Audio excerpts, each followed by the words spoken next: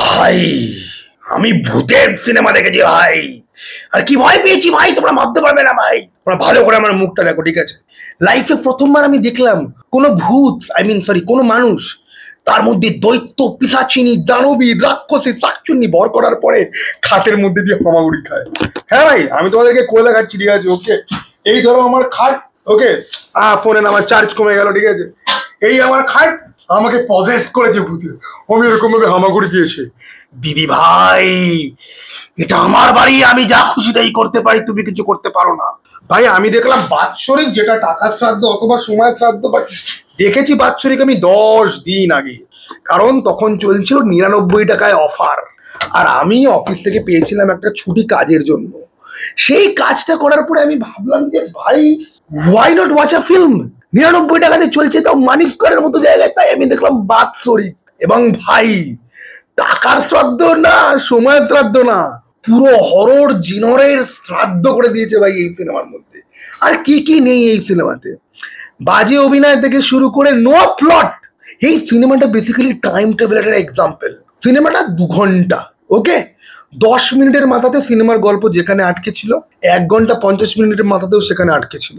পৃথিবীর ইতিহাসে এটা প্রথম ভূতের সিনেমা যেখানে আমরা ভূতকে দেখতে পাই, কিন্তু সেই ভূত কার ভূত, কেন ভূত, ব্যাক স্টোরি কিছু জানতে পাই না। ভূতের বক্স দেখতে পাই, কিন্তু এই বক্সটা কেন, কোত্থেকে এসছে, কিভাবে এসছে আমরা জানতে পারি না। আমরা ভূতকে শেষ দৃশ্যে চলে যেতে দেখতে পাই, অপূর্ব ভিএফএক্স, দশমাবতারকে 4টে লাত মেরেছে, কিন্তু নো ব্রাদার, অত ভালো ভিএফএক্স দেখতে পাই, কিন্তু ভূতটা চলে কেন গেল? আর ভূত চলে গেল কিসের জন্য ভাই? জামা কাপড় জ্বালিয়ে দিল। যার জামা কাপড় জ্বালিয়ে দিল তার ভূত কিনা, তার ভূত না, এই ভূত কিন্তু অন্য ভূত। ঠিক আছে, তুমি খালি মাথা চুলকাবে ভাববে যে এই ভূতটা কে, ও কিসের জন্য এখানে ছিল, ওর কিছুই তো জানতে পারলাম না।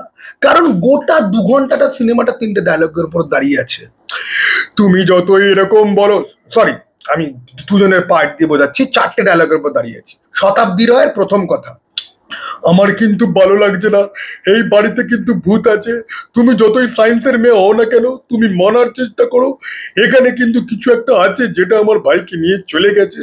তুমি আমার ভাইকে ভুলে যাও, মুভ অন করো। রীতা ভরি, দিদি আমি কিছুতেই কিছু ভুলবো না, আমি অকারণে মানুষের সাথে অশান্তি করব আর নিজেও মুখ চুন করে ঘরের মধ্যে আমি বসে থাকবো। এটা হচ্ছে কি রীতা বড়ি নর্মাল ভাবে সকালবেলা বলে, আর রাত্রিবেলা হলেই এটা আমার বাড়ি, আমি যা করি তাই তাই করবো, তুমি এখান থেকে বেরিয়ে যাও দিদি, তুমি এখান থেকে বেরিয়ে যাও, তোমাকে আমি মানি না। সেটার উত্তরে শতাব্দীরা এগেইন আবার বলবে, একটু লড়াই কর, একটুখানি বোঝ, একটুখানি মনে শক্তি আন, তোকে নতুন করে বাঁচতে হবে, তুই আমার ভাইয়ের মৃত্যু নিয়ে বসে থাকতে পারবি না। এই 4টে ডায়লগ রিপিট মোডে চলেছে পুরো 2 ঘন্টা ভাই। And this is the plot, this is the story of this freaking film. গোটা সিনেমা জুড়ে এই 4টে লাইন, গল্প না আগায় না পিছায়, না ডান দিকে মন নেয় না বাঁ দিকে মন নেয়। এবং আমার সব থেকে খারাপ লাগছিল এই সিনেমাটার ব্যাপারে, যে এই সিনেমাতে সেট ডিজাইন দুর্দান্ত করা হয়েছে, যে এই বাড়িটা দেখানো হয়েছে দুর্দান্ত। এবং ছোট ছোট জিনিস, দরজায় কোনো একটা জিনিস ঝুলছে, বারান্দায় কিছু একটা জিনিস ঝুলছে, বাড়িটাকে দেখতে যেরকম, বাড়িটার ঘরগুলোকে যেরকম আর্টিফ্যাক্ট দিয়ে ইয়ে করা হয়েছে, বা ওই ভূতের বক্স, ঠিক আছে, সেট ডিজাইনের। এবং তুমি ভাই গোটা সিনেমাটা দেখার পর না, তোমার খালি মনে হবে যে এটা একটা সিনেমা হয়েছে, গল্প কিছু নেই, পারফরমেন্স পুরোপুরি বাজে। শতাব্দী রায় গোটা সিনেমা ধরে অ্যাক্টিং করলোই না, সে একটুও সে অভিনয় করেনি।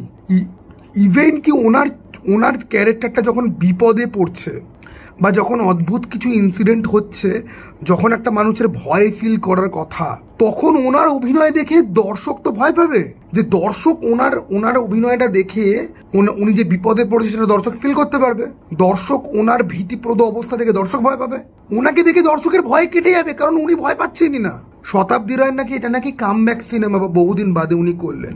এর থেকে বাংলাদেশের উনি বিজলি বলে একটা সিনেমা হয়েছিল সুপার হিরো সিনেমাতে, তাতে উনি ভিলেনের চরিত্র হয়েছিল, ওটাতে ওনাকে দেখে অনেক বেশি ভয় পেয়েছিলাম।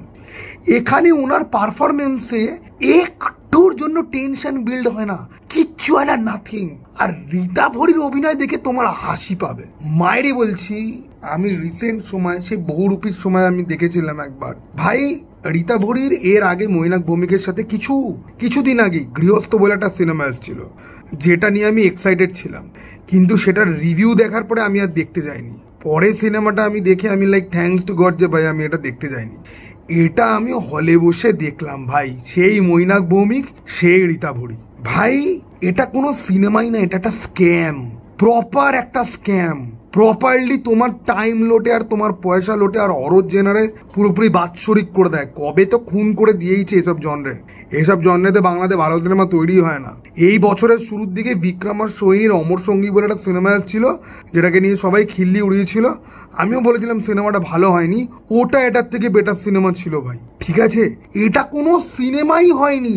আর গল্পটা যখন গিয়ে রিভিল হবে না যে কি করে অ্যাক্সিডেন্ট হয়েছে, ট্রেলারে যেটা দেখিয়েছে যে রীতা ভরি আর তার বরের যে বড় দিদি দুজনে একসঙ্গে থাকে। রীতা ভরির বর মারা গেছে একটা অ্যাক্সিডেন্টে, ট্রেলারে এত অব্দি দিয়েছে দেখিয়ে। এবার সিনেমাতে রিভিল করা হয়েছে যে কেন অ্যাক্সিডেন্টটা হলো, কিভাবে অ্যাক্সিডেন্টটা হলো। সেটা দেখে তোমার মনে হবে ভাই এইটা কারণ ছিল, এই কারণের জন্য এত কিছু। এবার বাকি এই যে বাড়ি, কারণ দেখো এই সিনেমাটার গল্পের মধ্যে 3টে এলিমেন্ট রয়েছে।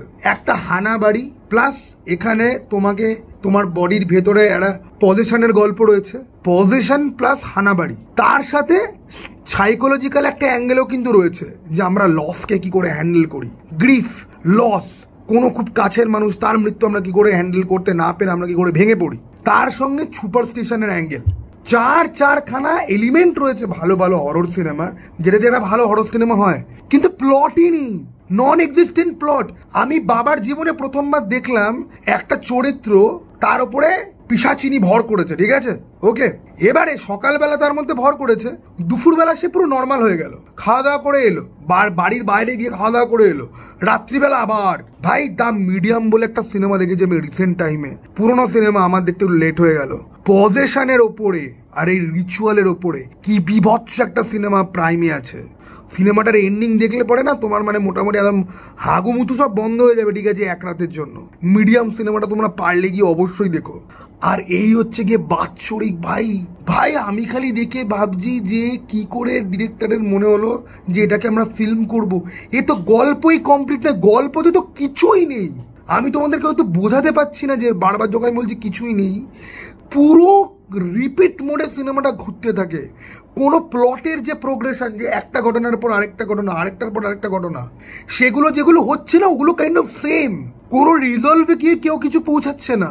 দুটো ক্যারেক্টার গল্পের শুরুতেও এই ক্রাইসিসের যখন শুরু হয়েছে তখনও তারা যেভাবে কথা বলতো, ক্লাইম্যাক্সের আগেও তারা সেভাবেই কথা বলছে। তার মানে কি, না তো ক্যারেক্টারের কোনো গ্রোথ আছে, না তো প্লটের কোনো প্রোগ্রেস হয়েছে। তারা একই জিনিস নিয়ে তর্ক করে গেল এন্টায়ার টাইম ধরে, এবং সেই তর্কটা কনভিনসিং তো একেবারেই নয়। কিন্তু সেট ডিজাইন খুব ভালো, বাথরুমের শাওয়ার থেকে অদ্ভুত কালারের জল পড়ছে, পুরো রান্নাঘর ডিস্ট্রয়েড হয়ে আছে, মুহূর্তের মধ্যে আবার ঠিক হয়ে যাচ্ছে। এই সেট ডিজাইনের কাজকর্মগুলো ভালো, ফ্রেমিং ভালো, কালার কারেকশন খুব সুন্দর করে করা হয়েছে, লাইটিং পুরো বিদেশি ফিল্মের মতন হয়েছে, যেগুলোর জন্য টিজার ট্রেলার খুব কনভিন্সিং লাগছিল। কিন্তু where is the plot and what is the story? তুমি যখন কোনো হরর সিনেমাতে কোনো আর্টিফ্যাক্ট বা এমন একটা জিনিস যেটা ভূতের সাথে কানেকশন রয়েছে, তাহলে তো সেটার তো ব্যাক স্টোরিতে তুমি তো ঢুকবে। বা ধর একটা ভূত বা একটা প্রেতাত্মা বা কিছু, তাতে তুমি ঢুকবে, তাকে তো তুমি এক্সপ্লেন করবে। ওর বর মারা গেছে, কিন্তু ওর বর কিন্তু এই সিনেমার প্রোটাগনিস্ট, কিন্তু অ্যান্টাইগনিস্ট কিন্তু নয়, অন্য কেউ অ্যান্টাইগনিস্ট। সে কোত্থেকে আসে কি না আসে, নাথিং।